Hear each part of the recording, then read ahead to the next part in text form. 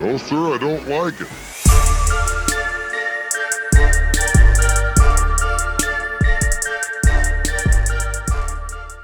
What's up, everybody? Welcome to No Sir Pod, the podcast where we talk about shit we don't like with people we adore. Today is no exception. I'm joined by the hilarious Robin Tran. Hi. Hello. How are you? I'm doing great. How are you doing? I'm doing pretty well. Yeah. It's good to see you. Good to see you too.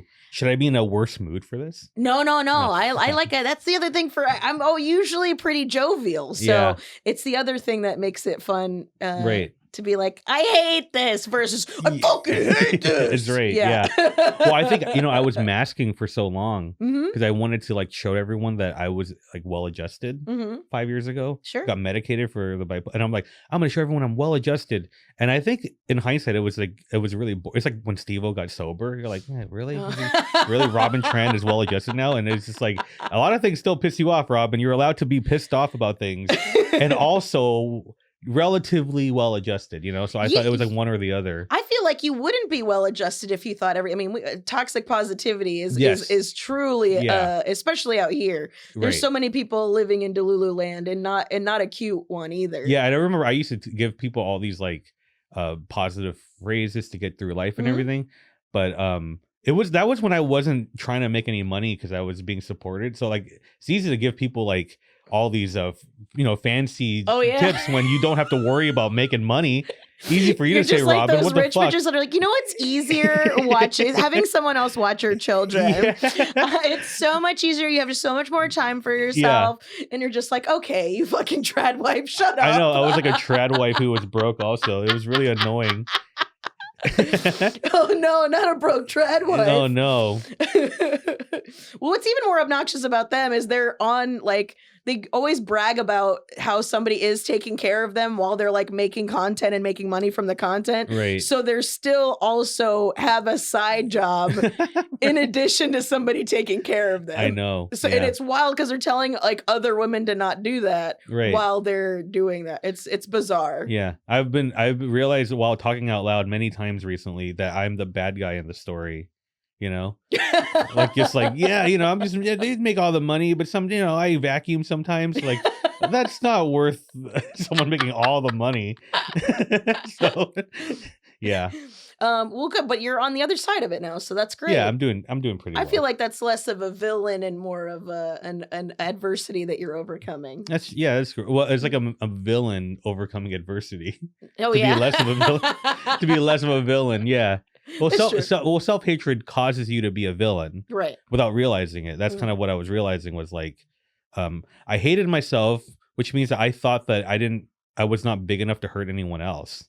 So I was careless with people's emotions because I hated myself. Right. So it's like, oh, well, I'm not important enough to break your heart, so I'll just treat you however I want because I suck. That's villainous behavior, and it's like narcissistic self-hatred. So I'm trying to be just like, I'm kind of overcorrecting now. I'm just like, I'm the greatest comedian and all that. I've been saying on stage that I'm like one of the top 5 comedians in the world. Oh no, don't become Tony Hinchcliffe. No, but here's the thing. I'm one of the top 5 comedians in the world. And here's the thing is a margin of error. I don't even know who the other 4 are. I'm just saying there must be another 4, but I can't think of any. I'm sure I'm like number 3, I'm not saying I'm number 1. But that's ridiculous. That's the other part of the overcorrection. I think the thing is it's also, there's something to be said when one thinks one is insignificant, then there's no way I'm affecting anyone else's life because I don't matter that much. Right. There's that part of it too. Yeah.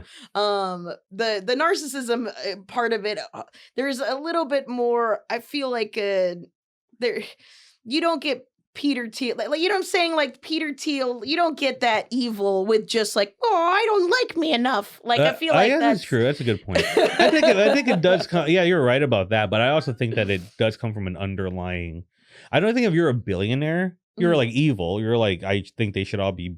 I think we should say on the air, but I do think it. We agree. But it probably comes from like if you need that much, then that means you're missing something inside of yourself. Right. And you're afraid of dying, so you want to live forever. I mean, that's all they're all doing, right? They think they could be invincible. So, but I think that if you like yourself more, then you don't really need all that stuff. Like I feel like I don't need like $1 billion. I would like 4 million. And I'm not like stupid. I'm Yeah. not like I need I nothing. know where I live. Yeah. Yeah, I have that silly joke. I think you saw me do it. I had a silly joke about like how much is the right amount, and it just depends on what you need. You know? Yeah. And but this country definitely you would need more than $1 million. Yeah, for sure to be able to function. I mean, forever. Yeah. But $1 billion, it's just like that's seeking a validation that is insatiable. It's $1,000 million. Mm-hmm. I don't know. I got into an argument with someone once where I said, because million and billion are one letter apart, people interchange them. But it's like, I think if other people knew how much a billion was, then I think people would stop defending them so much. And this guy was like, no, I don't think the amount matters, right? So I'm talking to this white guy. Yeah. And then after 15 minutes of arguing, I was like, I'm just tired of arguing. And then I stopped arguing with him. And after we were done, he goes, you know what? I actually, you actually had a lot of good points that I agreed with. That was a good debate. And I was like, we were debating. You just wasted my time while you agreed with me for 15 minutes. Talk about a pet peeve. Am I right, folks? White guys debating? I mean, Jesus Christ. Oh, God, shut the fuck up. It's like, it seems like, honestly, and this comes from a place of like just observing, because, I've been a female comic forever. I've been forced to hang out with white dudes for the last 20 years of my life. And some of them are really cool, but definitely something that's being learned is communication and not just talking at people. Like there is something happening where men are learning to communicate better. Sorry, wait. So what did you say? I wouldn't. Exactly. No. Go ahead. And so there is like a debating is like a new. Oh, this is a new way of communicating. Yes. Charlie Kirk taught me that debating people is how you communicate now. It's an avoidant way of communicating. Yes. Right. Mm-hmm. Because you're giving your opinions about things in a strong way, but it's preventing you from opening up about something that actually matters to you. Sure. I mean, that's the playing the devil's advocate, arguing for argument's sake. Both of us have done that for sure. Oh, absolutely. Yeah. But a lot of times I like to do it to see why people think the way that they do. And a lot of times people aren't honest with the way, why they think the way that they do. Yeah, for sure. Yeah. So it's a good way to get more information. But when it's something like that, when you're like, okay, am I changing the heart and mind of somebody? And then at the end of it, this person's like, oh, I enjoyed this theater we just performed, this play we just did together. What? I just wasted an hour of my life? I don't know. I have like a couple male friends, token male friends, but I don't generally talk to men anymore at all. Oh, really? Yeah, like I just, unless I have to, you know, like, and it's not because I hate all men or anything. It's just like, first of all, I like texting, right? And texting guys, I always like, are you mad at me? There's like, they don't use emojis and they, you know what I mean? Like a capitalization. I'm like, do you hate me? What did I do? I need like the insecurity of a woman while texting. The floweriness. Like, hey, sorry, I'm bothering you. I'm like, yes, thank you. I'm also sorry for taking up space. I need that. That's what I need when I'm texting. But like the last time I like, that was like a few years ago, I was talking about the like Batman, Dark Knight or something. I forgot what I said about it, but a guy that I didn't know messaged me and he was like, hey, I don't want to bother you, but just for one, I just had a couple of questions. And I was like, okay, I'll just answer what he, and then he asked like a follow-up question and it just hadn't happened for years. My blood started boiling. I was like, I don't know what the fuck. Yeah. You're wasting my time. And I kind of started understanding why straight women seem so angry all the time. That's why I'm not friends with many straight women either. My friends are all some kind of queer, like queer women, bisexual women. That's great. But straight women are just angry about how much they like men. And then the guys are just the men that I don't like. Well, there was that article. There's an article that just came out like I want to say just a few days ago, where it was like, is it embarrassing having a boyfriend? And I was like, oh my God. I feel like this is more of, I mean, it all goes back to divisiveness, but this is more of the men and women should be hating each other. I think that's really where a lot of the jealousy and stuff like that of the queer community lies, is because people are motherfucking happy. Yeah, they're happy with each other. No, it's literally crazy because like so another thing is like these aren't my official pet peeves, but I guess like they're just things that bother me a lot. Sure. It's like like straight women, for instance, right? It's like people think that, oh, like I hang with like a lot of lesbians and bisexual. You think like, oh, you guys are a bunch of like man-hating lesbians. It's like, no, we don't talk about men at all. We just talk about how much we like other women or just about life or whatever else. It's straight women talk about men. Like I'm like, oh, great. I have to listen to you talk about a group that you hate that I also hate for how is this fun for anyone? So I think that's another. It's like I feel like this anger. I'm like, well, if you hate them so much, why don't you just go date women then? And then I get like problematic. Like I think being straight is a choice. Like they're like. There's that overcorrection. I think being gay is a choice, and also being straight is a choice. And you're choosing the wrong one. I get all mad about that shit. You know. Yeah. I don't know. I get kind of triggered when like when a bisexual woman is like, she's like, I'm bisexual. I'm like, I believe that you're bisexual, but it's like, but I have to date men because women scare me. I'm like, oh, I hate you. Yeah. So like, you know what I mean? Like you were more scared of a pretty girl than a guy that is statistically maybe murder you. Like, and then I get kind of but girls are mean. I know, yeah. I get so insulted. I got like a ban from Facebook once because I posted some joke where it's like straight women would say things like, I wish I liked women. Not like men who are disgusting and smelly, stinky, gross, disgusting pigs that don't wipe their ass. Unlike women who I'd never touched in a million years. It's like, great. Oh, thank you so much. That's like such a great compliment to women. We're so like, oh, you can't even touch you. But I think it's also the problem with a lot of these straight women is leave. I mean, I don't like, I can't, it's no longer the era of you had to stay. Like it is the era of divorce, you know? That's right. So you can totally leave and start over again, especially now in this economic crisis. Like you could be poor by yourself and happy. You don't have to be living proof, right, folks? Yep. But that's like a thing where it's just, I think a lot of it gets projected because either the people you are choosing make you unhappy or because there's a lot of people who are happily married. Remember the old trope? My fucking wife. Oh, my husband's a piece of shit. And it was always like, it's way less that. Yeah. That narrative is way significantly. Once dudes realize that you could wash your dishes in a way to getting pussy, like it seemed pretty easy. To navigate or oh my god, you had to listen. Oh man, if you don't hate women, you can definitely be in a successful relationship with one. Oh my god, so like this is like when I was like pre-transition, I had like trouble dating like my whole life, you know. And then it was 2012. I was reading a book. There was a chapter on empathy, and I was like, "What's empathy?" Like I was like, "Oh shit!" Like 26 years old. I knew what sympathy was. I didn't know what empathy was, and it was like a letter from the perspective of someone that you hate about you. So I started writing a letter about me from my ex's perspective at the time. And instantly I kind of forgave my ex within like 4 or 5 sentences. Because as I was writing about like, what did I have to offer my ex except for I really like you? What does that do for her? You know? And then I kind of realized like, as I was writing, like what a selfish person Robin Tran was and everything. And then I started wondering like, what would I need to do for me to want to date me, you know? And I was like, well, I think it would be nice if like, oh, I should listen to people when they talk and like actually and care. Yeah. So all that it took for me to start dating was like, I just had to start listening and caring about what they had to, so I empathied my way into pussy, I guess. It was just like, I guess like I like learn. I guess like you have to just like the thing is you actually legitimately need to care about what people say. And there is a downside to this, by the way. Absolutely, there is a downside to being a good listener because I'm a great listener. It means that you have to hear a lot of things that you find so insufferable. You're like, God damn it, my good listening was a curse in this instance. I heard everything you said and I hated every second of it, and I have a bad poker face, so I can't. But it's guys find all these like self-help, not self-help, but like Andrew Tate kind of stuff, these videos of like, what's the secret of getting a woman? Do I need to wear different You just have to care about what they're saying and listen to them and treat them like people.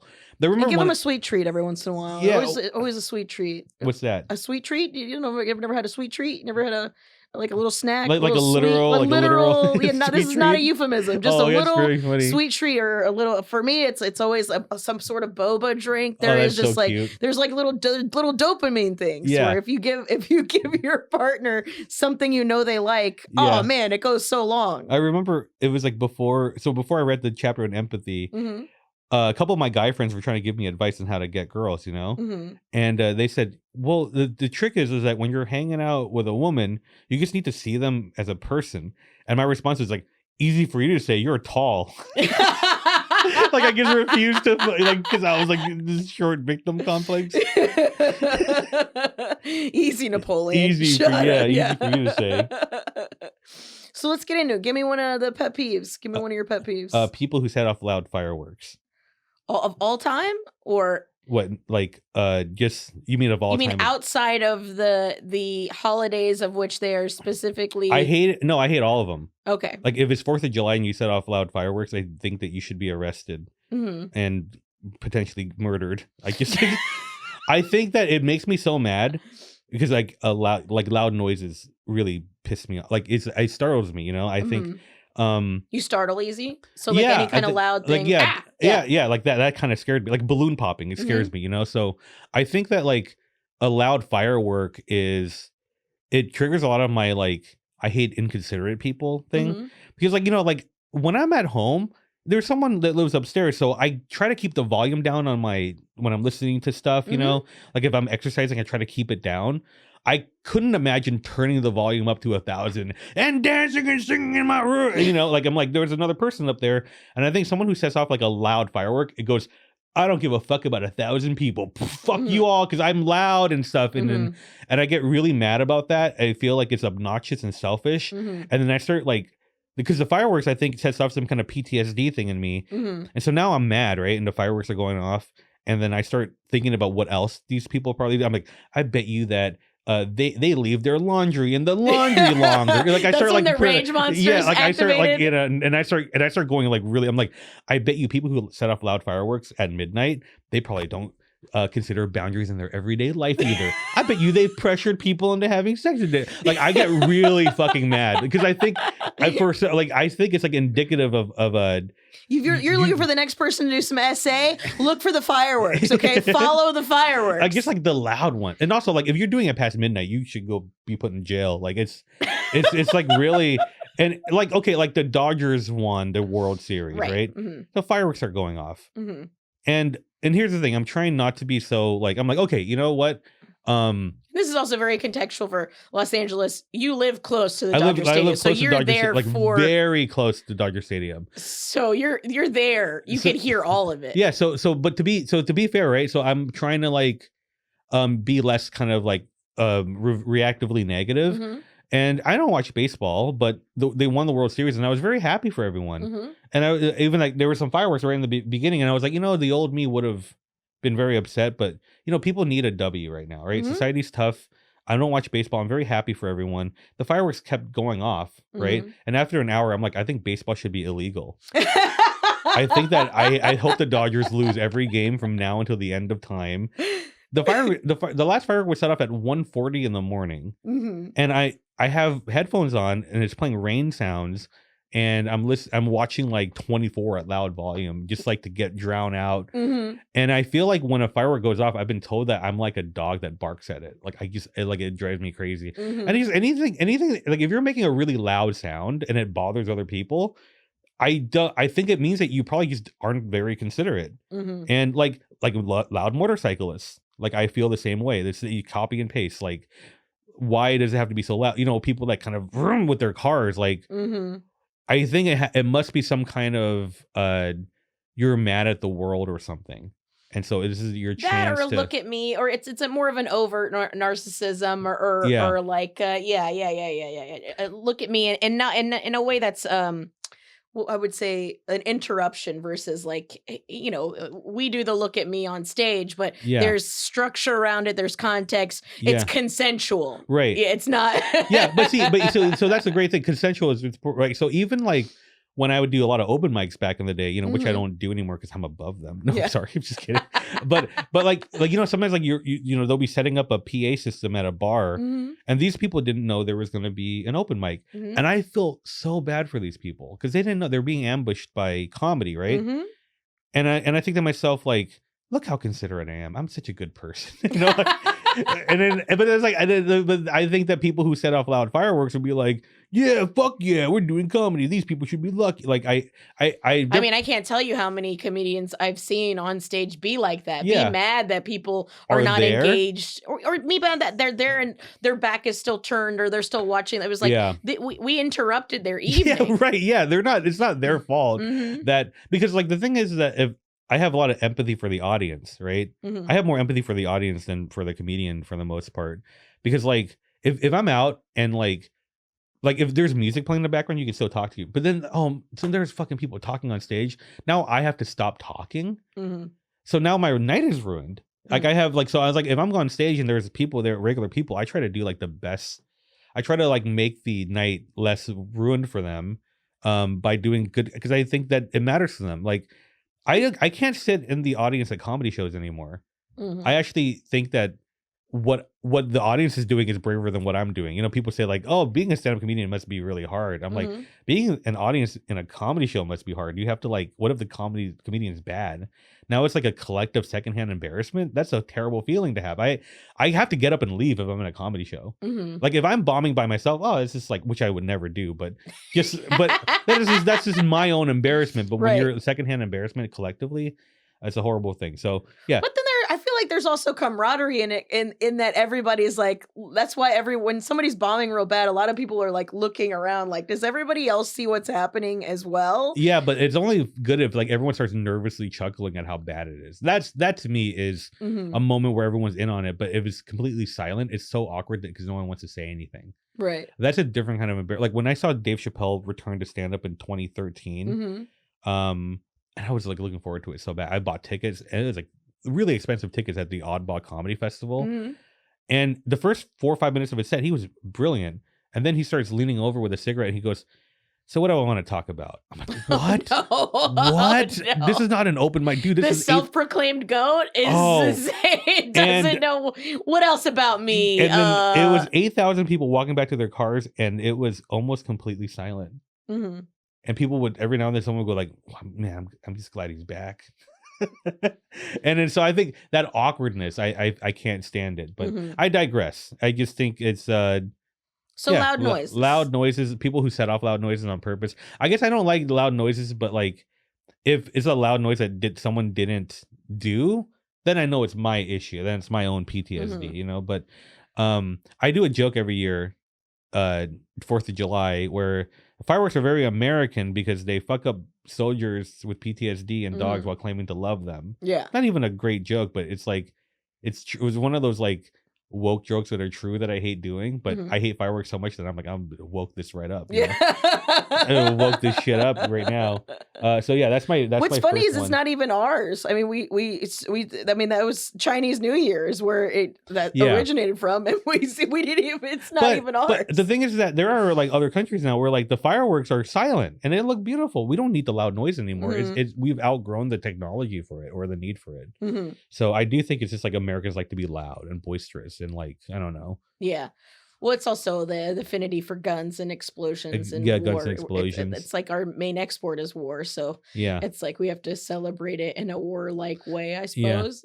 I don't know. That's the logic. I do feel like a lot of it is, it's not their fault that I have this bad of PTSD though. So I do recognize that, because sometimes when I hear a loud firework, I'll just yell at like, I hope that was a gunshot. Like, I'll just like yell. Like this, somebody better be dead. God damn it! I feel like I say things that I would never like say, because I'm so triggered by it. And then when it calms down, I'm like, I probably should delete some of these posts. I call for the death of all people who set off fireworks. I think that was wrong of me. Have some self-awareness. Blame it on Ambien, like Roseanne did. Exactly. I have a, you know, like I can be reflective, unlike people who set off loud fireworks. So I think that's all I have to say about that. Is that a good pet peeve? Sure. Has anyone ever said that on the show before? Not fireworks. I think it was fireworks for the sake of the dogs. Right. When they go excessive. Well, I also don't like the sound of like dogs barking really loud. So it's like I sympathize for. So you just kind of want the world to tone it down a little bit. Yeah, turn it down a little bit. This is a bit. I guess you turn the volume down. So it's funny. It's like I also don't like it that affects dogs because I am annoyed at the dogs barking. So it's more of a you know. I still don't like the dogs. See, my dude, he just gets trembly. He don't bark. He just hides and shakes. Yeah, no, it's much like you, cool. Except screaming obscenities. I scream obscenities. I scream obscenities. The loud thing for me that is rage activating is the leaf blowers. I don't know. Well, that was another thing I was going to say. Yeah, thank you for reminding me. Yeah, leaf blowers. Yeah, it's sure. Another loud thing that a lot of times, and I wouldn't be fine if it was. But some of the people using it, it's almost like To me, it seems like a junkie with a morphine drip button where they're just like, and I'm like, you're not doing anything it's not effectively. Like, it's not like a consistent sound. It's like a start, stop. Yeah. Yeah. But I caught myself one time like where it was my issue because like like there was like leaf blowers and it was like 8:30 in the morning or something, and I was like, who the fuck leaf blows at 8:30 in the morning? I'm trying to sleep. And then I remember one other time it was like they were doing it at like 1 in the afternoon, and I was like, I'm trying to take a nap. Who does leaf? I'm like, oh wait, I'm just like sleeping all the time. Like this is actually I'm like the issue here. Okay, so sorry you guys aren't sleeping during the day. 1 in the afternoon. Yeah. My daytime nap because I'm tired from not doing anything. I'm exhausted from having no purpose. I mean, that is pretty tiring when you don't have a purpose. Oh, bro, yeah. That's why it's funny. I thought that like I was burnt out because I was doing too much. But I'm realizing recently that I was burnt out from not doing enough and trying to find ways to distract myself from that. Yeah. And you get kind of tired from, literally right before I Well, it's exhausting. That's the other thing too, is like you spend so much of your brain power and time and stuff like worrying about shit or trying to find something to fill this hole instead of doing the thing you need to do. You actually want to be doing, right? So it's like, yeah, all this time I, for years now, I've been kind of lost. Like, what do I want to do? What do I want to be? And when all the stuff in my life went down, like I went through some breakups, and, like it was, I realized like, oh, I should just do comedy. The answer was right there all along. Yeah. But for some reason I was avoiding that because I think it was like too scary, like like fear of success or whatever. But yeah, like right before this recording, I saw this Instagram story from like a psychologist talking about if you are feeling like you're feeling overwhelmed by life, right? Like you have to pay rent, you have to do this, right? You're being overwhelmed by things that are happening to you. So a lot of people want to run away from that. But the solution is actually counterintuitive, which is that you should be doing things that you want to do instead, right? So like if all this stuff is happening to you, you should go, well, instead of this, I want to do this. I want to like learn some philosophy. I want to learn an instrument. And eventually when you do that, you'll be less overwhelmed because you're doing things with a purpose, So it's actually like you're filling yourself up in a way. Yeah. So it's actually like I always thought the solution was to do less, but it's to do more. So I'm more productive than I've ever been, but I'm also like less stressed out than I've ever been because I'm doing things with a purpose now. That's like just a detour because I was thinking about that. Let's get back to the things I hate. But also doing things with intention. I mean, that's like intention. Yeah. Intention means everything. Yeah. Yeah. So you want to hear more? Yeah. Tell me. I don't like male Instacart drivers. Like when like Instacart, guys that go grocery shopping for Instacart. Yeah, they. I mean, most of the time, if you've ever gone, if anybody listening has ever gone grocery shopping with a dude, it's kind of a pain in the ass. So having that burden being put on a dude who not only you're not having sex with, but doesn't care about you as a person to get it right. It's a big ask. I just don't know why you're working for Instacart. I guess you could do DoorDash. There's plenty of other app based. There's the app based economy. If not anything, it's big. Yeah, you don't have to do the groceries specifically. And just like I have like just some prefaces like. I don't have a car right now, so I have to get Instacart because it's too far away to walk. And I'm on a hill. And I also by the way, I still give these guys 5 stars as a tip because I think I complained about it once on Facebook and people thought I was like acting like I was some billionaire bougie person. Yeah, no, I'm just talking about like these guys just lack common sense, like it was like I wanted to get some Charmin toilet paper. 12 rolls for $60.99, right? It didn't matter which one, right? Yeah. And then sometimes I'll miss a message they'll get. It's like, they don't have Charmin Ultra Soft. They have Charmin Super Soft for the same price. Can I replace it? Yeah. And I will miss the text, right? And then I'll check my phone later. It's like, refund toilet paper. I'm like do you think I have brand loyalty for Charmin toilet? What the fuck is wrong with you? Like, this happens so often. Like, it's like, what kind of replacement is this? Like, I wanted soy milk. Oh, they don't have soy milk, so I got you chocolate milk. I'm like, that's a different.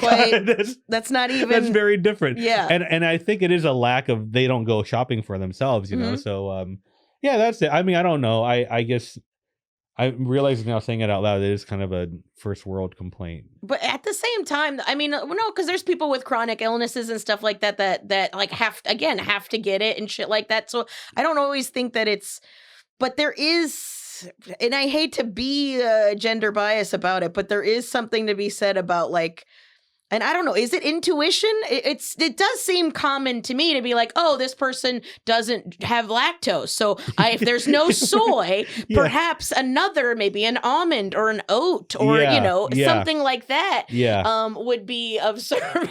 I guess like, there are certain items that, and I'll be like, just to give them, like, I'll argue on their behalf at one point to also like, there's certain things like the brand of toothpaste doesn't matter to me. The brand of fucking there's like essentials that don't matter to me. And I'm thinking like, maybe it's easier for me to believe that these guys are clueless, because the alternative I think would be worse, which is that at some point they replaced the toilet paper and somebody went, I wanted fucking ultra soft, not super soft. And they're triggered by this person. They're like, oh fuck, I don't want to get in trouble. Like that reality to me is just too hard to believe to be true. So I'm like, I hope these guys are just really stupid. Because that would really ruin my perception of the world. Yeah, that somebody's fucking ruined somebody's day because they're like, what? Not my brand. Like that's you become like a cigarette smoker. Like I would never use Scott or whatever Quilted Northern. That's right, exactly. If I'm ordering toilet paper, it means I am out of toilet paper. Yeah, I need it. And then I don't know. It is because now I have to like make a new order, which is another delivery fee. Like you try to get all your shit. Like when you don't have a lot of money and you're using Instacart, you're trying to maximize the amount of stuff you can get with one trip. So that's the problem. Is I think a lot of times people think because people with a lot of money use it that's what it was for, but I think it was more for people who couldn't get to the fucking grocery store. It was. I think it got big during COVID, right? It was just like absolutely. People could realize it was a convenient thing afterwards. But I don't know what else I have to say about male Instacart drivers, and they end up being pretty nice when I see them. But they're super, but it sucks because I have a friend of mine who can't go to the grocery store because she's like is sick, and a lot of times she's constantly it's like a funny how did they fuck up this time trope that's been happening where it's just like, oh, they said they have this is completely not that, this is like so the mishaps are happening. So I don't think it's just us being a dick in that, but there is something to be said about, I don't know, man, maybe in the health class you could teach people how to grocery shop. Like, right. Look. I had a friend who teach someone to read the ingredients of things. I mean, there has to be some sort of grocery shopping literacy. Yeah. Because everybody does it. It's not something that... maybe they don't do it. That's the thing, right? That's the frustrating thing. Like, I had a friend who ordered... She was trying to order 3 bananas.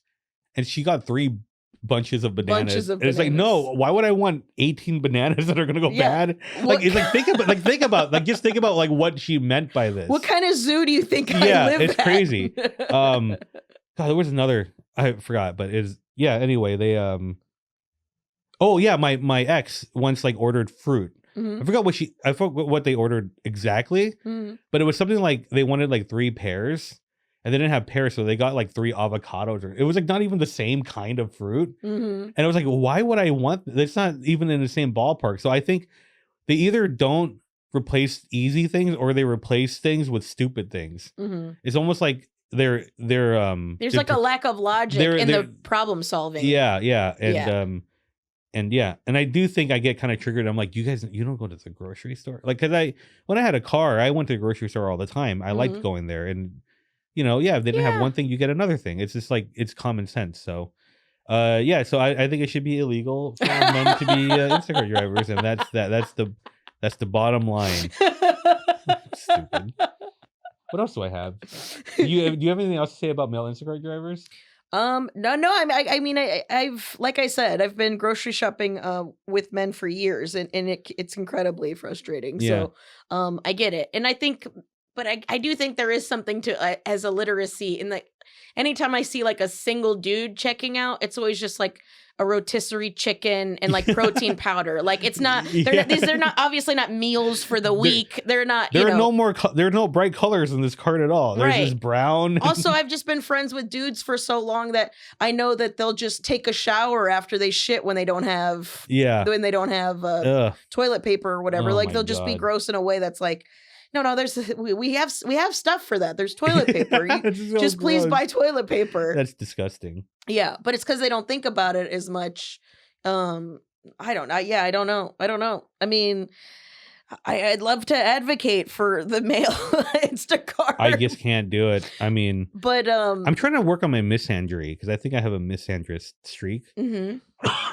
And because I feel like it triggers too much stuff with my anger with guys in general. Just like that they're clueless, you know, like they don't listen. I think it triggers my you don't listen.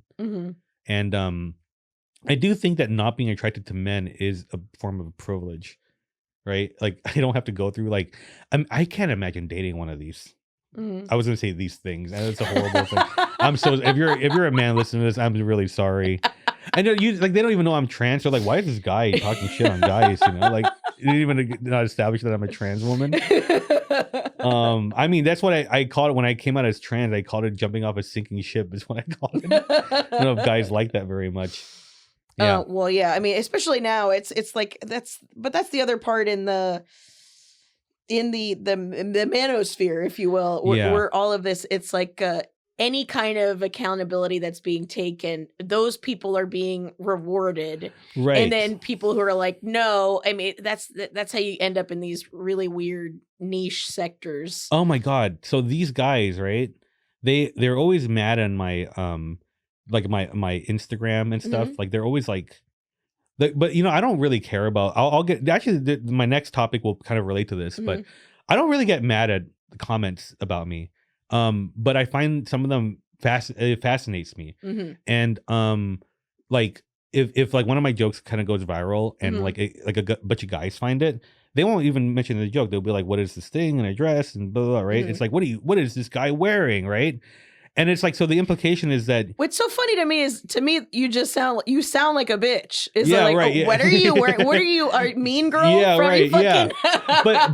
But then it's like, I was like, in my head, I'm like, that means that they're implying that they can only watch a comedian if they want to fuck the comedian. So it's like, so do you want to fuck Bert Kreischer? Like, what exactly are you like? So unless I look good, you can't laugh at my joke. Yeah. That's really fucking gay. You know? Was kind of, it really is. That's kind of why it's like, part of the reason why I got into stand-up is I was like, oh, people could listen to, I could be funny, people could listen to me, and it's not for the sake of sex. Yes, right. And it was so attractive to me because of that, is I was like, oh, I could just be a person here, and I could say the things I want to, and relate and connect with other human beings without it being like, ew, I know. And not to say that there's anything wrong with that, but it was the thing that I liked about it is that wasn't a thing. Yeah. And I know that a lot of people's, especially that are like on stage persona, that is a part of it, and I'm okay with that.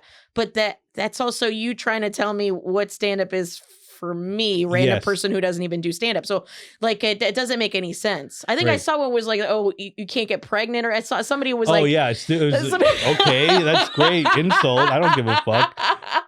I'll tell you, can I say my favorite insult I get, and it just shows how like these men don't know, unimaginative, not creative. Well, this is the thing. This is the one that exposes their insecurity the most. Is sometimes they'll say to me, because I'm not into men, right? So they'll say to me like, "Oh, you couldn't get a guy. I mean, you couldn't get a girl when you were a guy, so you had to be a woman to get a girl, like some kind of shortcut." And I'm like, "Why don't you try that?" What kind of shortcut is this? It's like, oh, I want to take a shortcut. Instead of flying to San Francisco, I'm going to skateboard. Like, these guys are so bad at getting women that they think that because the reason why they can't get women is because they're not turning into a woman. Right. So they're mad at me because it's like, oh, you took a shortcut. Like, I think that's such a weird. By the way, I'm not mad about any of this stuff. I find it to be funny and fascinating. It's just bizarre. It's bizarre because it's illogical. It doesn't even make the hate doesn't even make sense. Yeah, but my next pet peeve actually goes along with this is that one of my pet peeves is I hate comedians who complain about the haters. I think that's like, I don't like this whole thing. Like, well, yeah, because a lot of people are pretending they have more haters than they do to make it seem like people care about them more than they do. You know, I think that's, honestly, what it is for me is, I mean, this is gonna be like, a lot of people are gonna hate me for saying this, but like, look, it's not that I think that the haters are good, but it's like, there's no way that every single person who hates you is doing it because they're jealous of you. I think that's crazy. Like, I mean, that's ego. That's all ego. That's all. It's like maybe they hate you because you suck, or because maybe you're just not their cup of tea. I think it's a weird thing that comedians do, where it's like, everyone who hates me is jealous. Everyone who hates me is this. It's like, so that's why, like, we made fun of Paris Hilton for saying that kind of shit. Oh, you're jealous. That's what a bad guy says in wrestling. Oh, everyone hates me because they're jealous of me, right? And so now it's become this kind of accepted thing that comedians say, complaining about the hater. Like, when I'm talking about these guys who hate me, I'm kind of just saying it because I'm like amused, and I find it to be like an interesting sociological. But I find like a lot of people, even people who like see me, I troll these people a lot, right?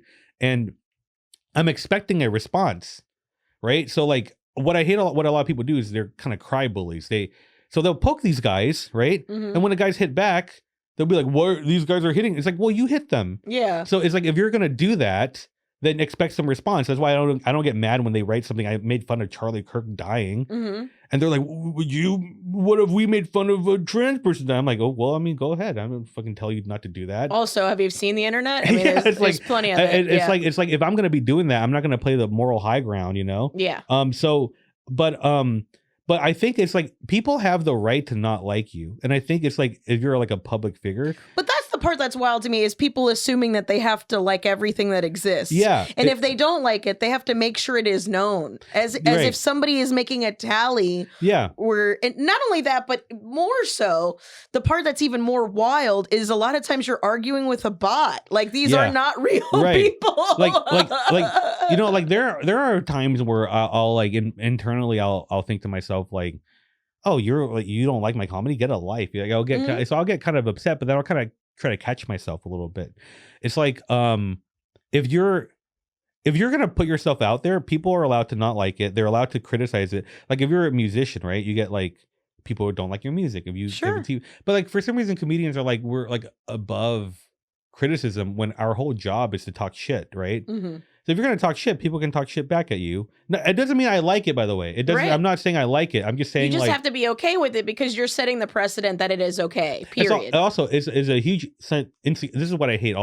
People who defend themselves on the internet, that drives me crazy. It's like, the internet's been around since 1997. It's been around for 28 years. How have you not figured out the internet by now? Yeah. Never defend yourself on the internet ever. Like you sound crazy when you do that. Like, if somebody says to me something like, "You'll never make it in show business. You're nothing. You've never done anything." And if I were to respond to them like, "Actually, if you look at my credits, I've been on Netflix. That's my time." You're like, validating what they said. I look, even if I'm right, it's like, okay, insecure person. Like, when I'm telling a joke, this actually goes along with more comedian stuff too. Like, if I'm telling a joke and it doesn't do well, sometimes I'll get mad.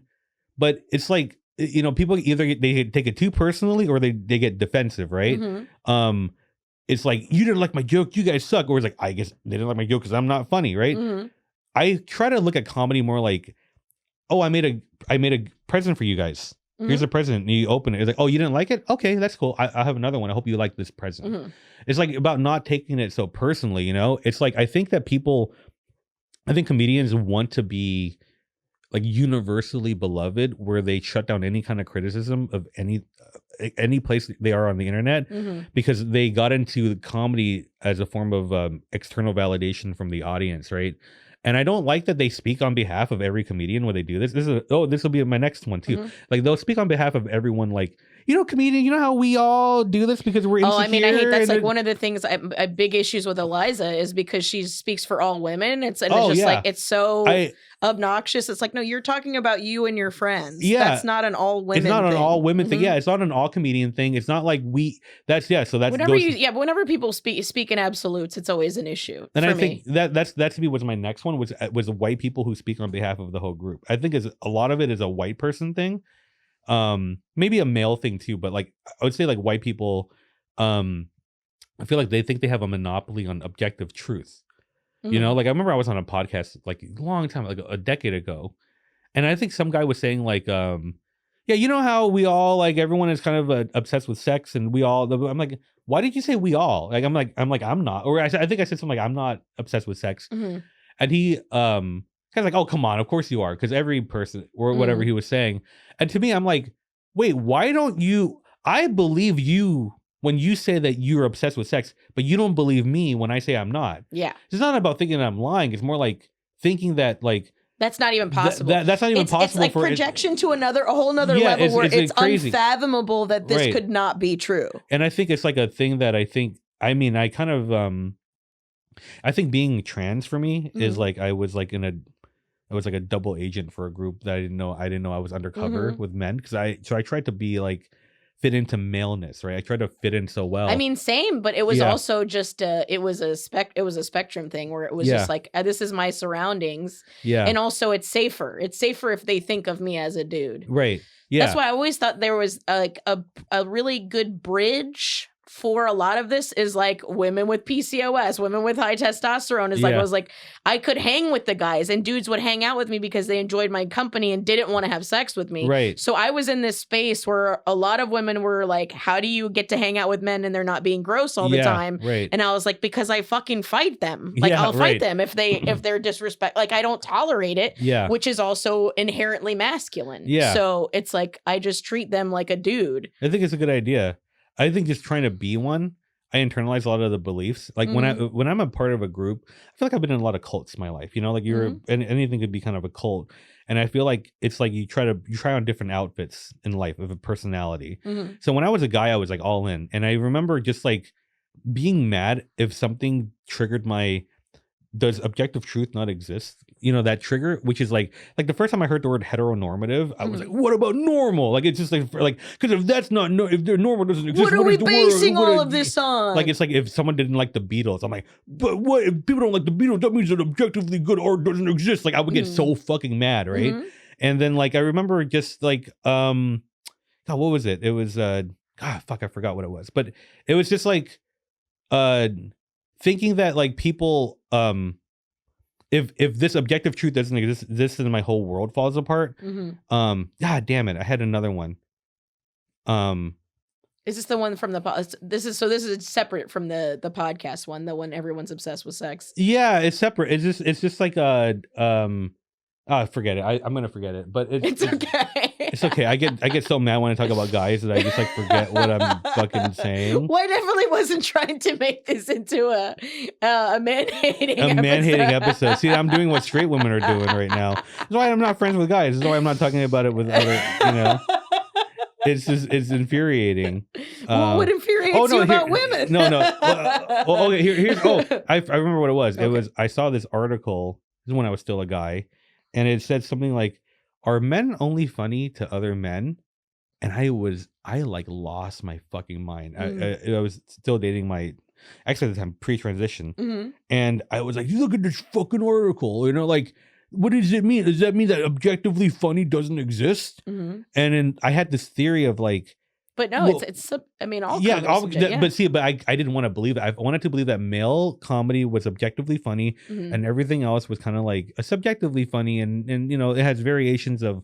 So you didn't like a lot of female comedians. Yeah, I fell into the trap of like women aren't as funny as men, but they're smarter than men. I fell into all that stuff, like and I just wanted to believe that there was an objective voice of what the truth was, you know. And now that I can say this now, and maybe I'm biased, but I don't know about professionally or whatever, because you know, men have been doing stand-up for longer and everything, but as like when I'm just talking to regular people, women are just funnier. Like I just didn't see it, because I think as a guy, a men can't like fathom that when you're hanging out with a woman, they can be funny on purpose.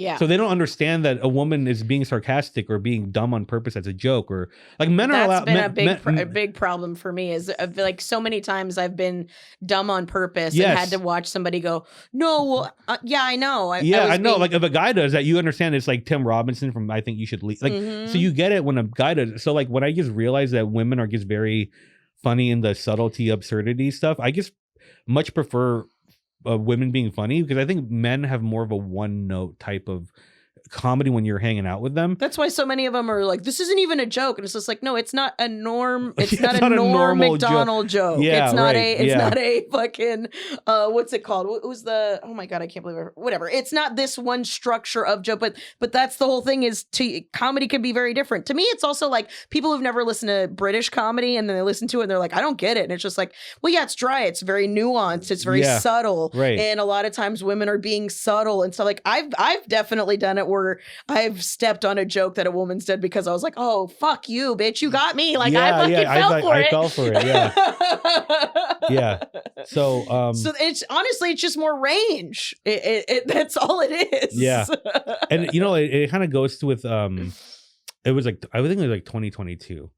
And, so, you know, the male gaze and the male validation and stuff. Sure. It runs so deeply in the culture that I had a moment of realization, right? It was like, because I identify as a lesbian, you know, and if you don't agree, I don't care. I'm not white. I don't care if you agree with me or not. I don't need the whole world to give me whatever. So it's like, so I realized that like I was still on some subconscious level.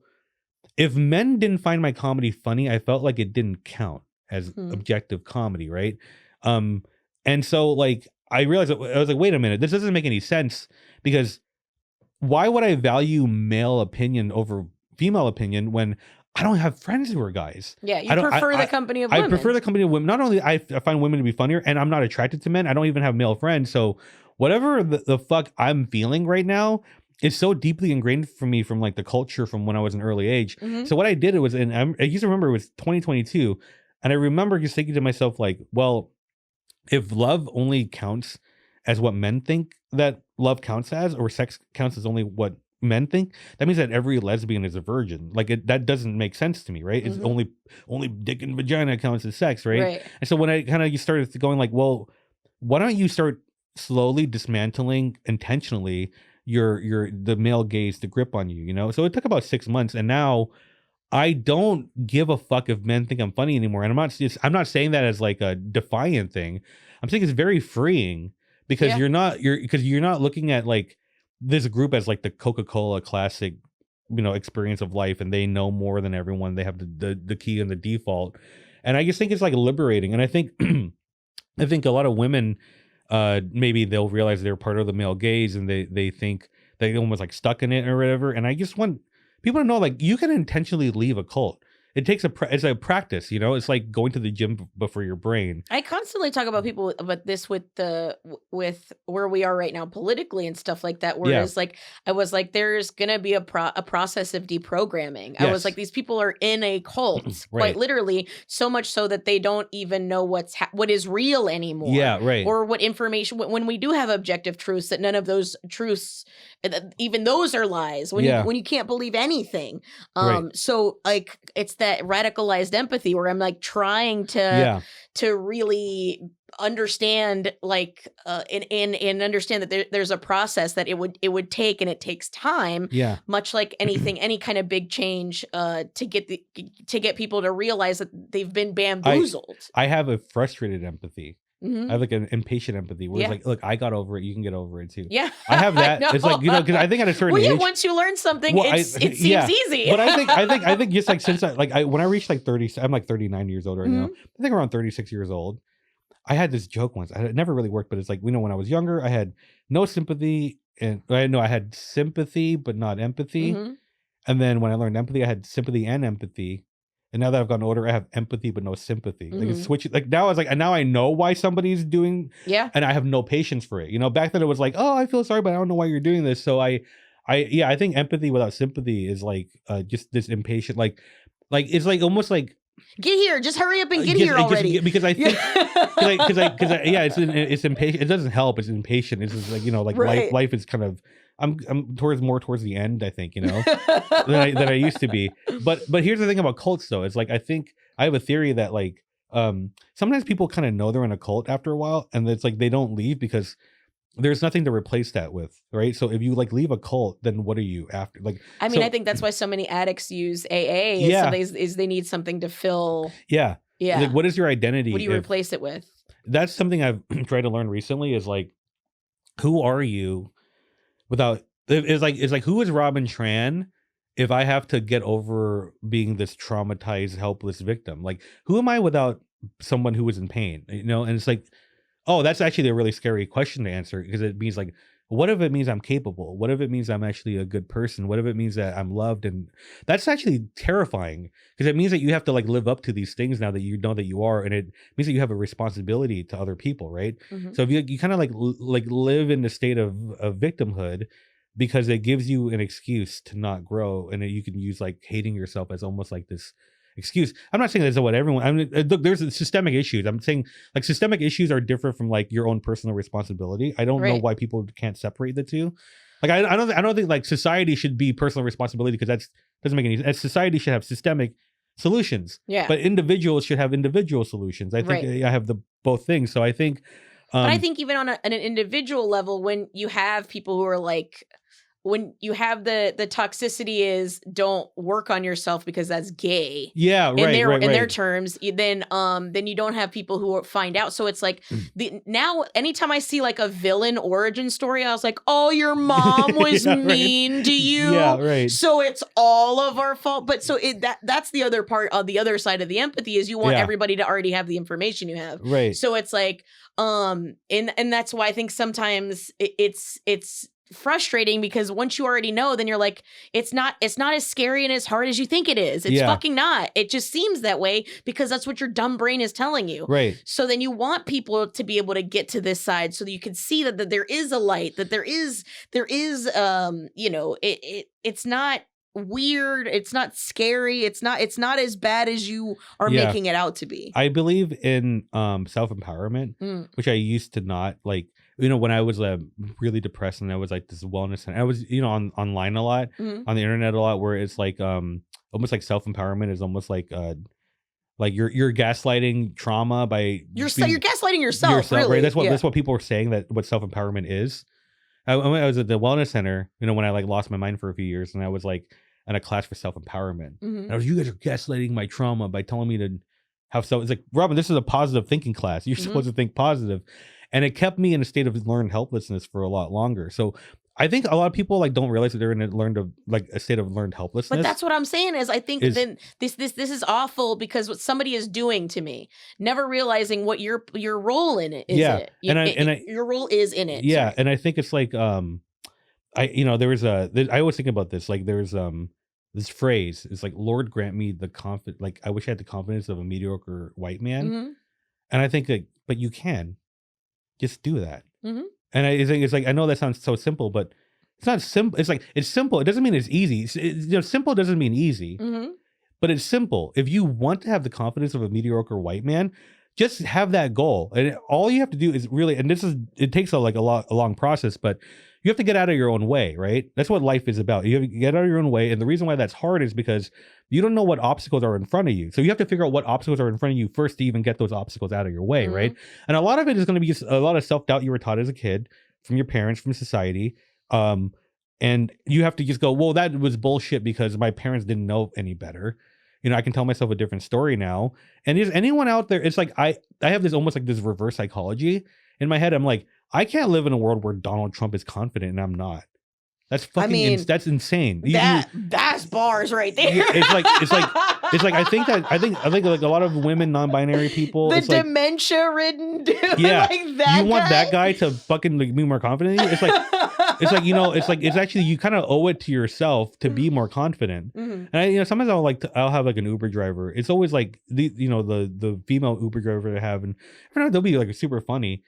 And I'll tell them I'm a comedian, and they'll be like, oh, I've been told by my friends I should do stand-up, but I don't know. I don't think I'll be very funny. And I'm like, that's why you should be doing it, because you have the humility to think you might not be funny. And that humility is probably what makes you good, because you have a consideration to the audience, right? Not only that, but you're constantly trying to be better. You're not just like, oh, I got to laugh, I'm done. Right, yeah. So these people, I always encourage them to do stand-up, because I'm like, we need more people like you, because like white guy confidence, like it takes over open mics, it takes over all these things. They take up all the space because they never have to consider whether they're good or not. Really, they have a sense of entitlement. I know there's white guy listening, like I get insecure sometimes, but I'm just saying it's not like as ingrained in you, right? But that's the other side. The other side of the the patriarchal bullshit that dudes have to deal with, and the reason why they should be against it as well is you have the pressure to have succeeded no matter what your skill level Right. is. Yes. So yeah. it's also a disservice to them as well. Yeah. You know what I'm saying? Like you're not being told that you need to be working on these things constantly. You're not being told on how to go fucking grocery shopping. You're not being told how to handle, like, none of that. You're just supposed to inherently do and know what you're supposed to provide and all this other shit. Whereas there's way more freedom. There's way more freedom than you're being told. Yeah, I actually, and that's the other part of it. I have this thing, it's semi-related to that. I have this pet peeve when, the punch up, punch down conversation. I hate this punch up. Right. Don't punch down, punch up. Because I'm like, well, what is up and what is down, right? Part of this is like, it sounds like the beginning of a Dave Chappelle joke, but just like hang. but here's how I see it, right? It's like when people look at it just from that perspective, and they see it as like, if a white guy's making fun of me, they're punching down on me, right? I find that to be incredibly insulting. I find that I don't make fun of these guys because I feel like I'm punching down on them. They're so pathetic and shit, like I feel like, yeah, I'm like overweight, trans Asian, blah, blah, right? Poverty, depression, but I'm way more charming than they are. Like, but I've got like, there's things in life, like there's things in life that like has made life very easy for me. And that's something that I think like, people who, and look, if I was a straight white guy saying this, you would murder me, right? So I'm saying this as like a fucking 7-time minority in every fucking direction. Yeah. There are things in my life. I am friend shaped, is what I've been told before. I'm like a round person. It's very easy for me to make friends. And I'm not trying to be arrogant here. I'm saying that these are things that I ignored my whole life that made life easier for me. That are valuable, that you also didn't give yourself credit for, that they are valuable. Yeah, they're valuable. Like I have a great speaking voice. It lends itself well for comedy. I'm good at comedy. I'm charming.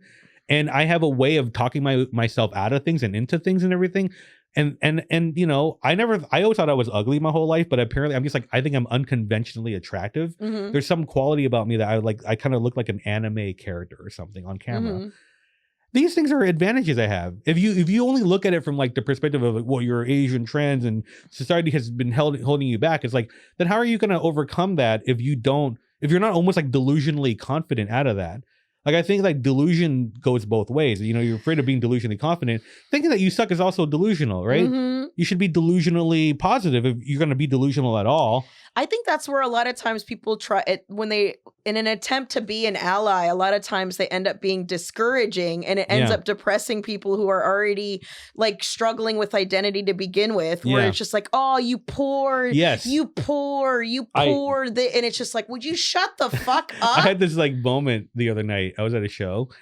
And, like people like, some of these people I saw, like they didn't know the year I've had, like homelessness for a little while, quote unquote homelessness. And like, all these shit that my whole life was in upheaval. So someone was asking me, like, white person, like, oh, how's the year? I'm like, oh, it's been a tough year. And they're like, right, you're upset probably because of the overwhelming amount of anti-trans laws being passed, right? I'm like, well, it's like, well, I am now. I wasn't thinking about that at all. I was thinking about my life, you fucking asshole. I feel like you cannot complain about personal issues around white people in this country.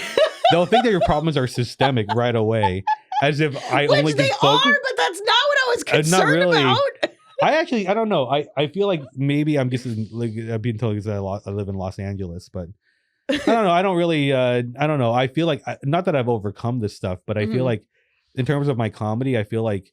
I know we got to go soon, but I believe in this thing that's very delusional. That's not, I know it's not a meritocracy. I know it's not all this. I know this, but I feel like there's a cream rises to the top kind of thing, right? I have to believe that greatness matters. Right. Because that's what keeps me going. If I believe that greatness doesn't matter and that it's all because of privilege and because of nepotism, all that stuff, then I'm never going to push myself to be great. Right. It's almost like you have to kind of be delusional sometimes. And spite. In spite of the nepotism and all of that shit, I'm still gonna do it. You need a little bit of delulu to get through it, I think. Because you need to match their confidence, their arrogance.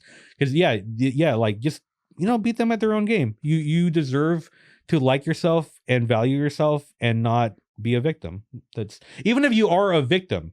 Right. You don't need to be a victim. I think I need to make that clear. It's like, oh wait, why am I making that clear? Guys, I'm an Asian trans bipolar. Guys, if anyone could speak on this kind of authority, it's me. Jesus fucking, you see how like I'm gonna have to coddle these fucking people? All right, I think that's I totally get it. Okay, well, one palate cleanser. Give me your favorite teacher growing up. Your favorite teacher or professor. Oh my God. Growing up, a person in your life that was like that hit for you real well.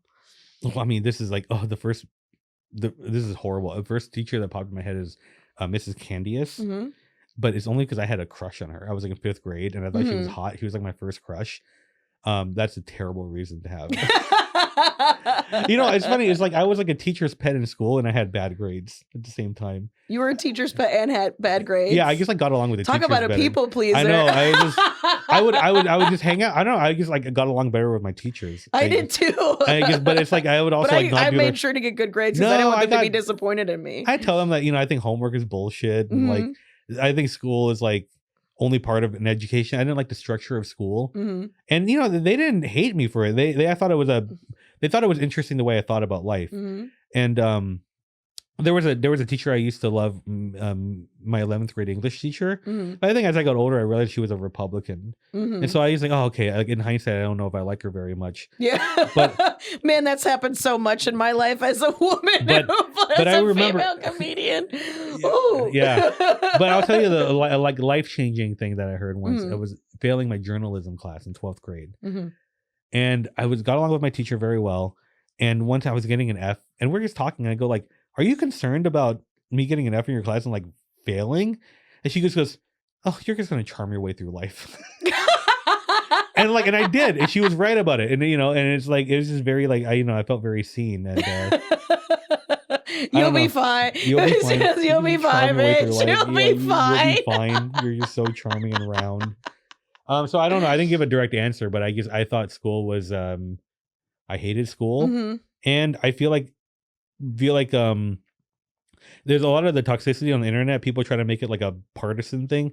I just hate that the internet feels like school now. I know. It's like you guys.